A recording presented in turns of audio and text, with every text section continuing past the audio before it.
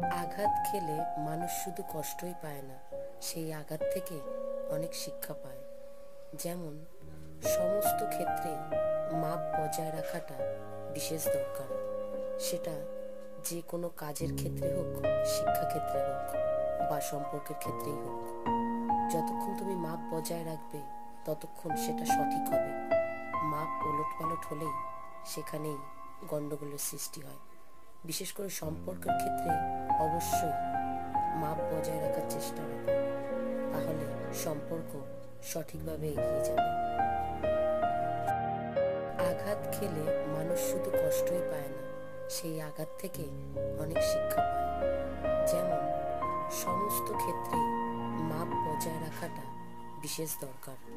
সেটা যে কোনো কাজের ক্ষেত্রে হোক, শিক্ষাক্ষেত্রে হোক বা সম্পর্কের ক্ষেত্রেই হোক। যতক্ষণ তুমি মাপ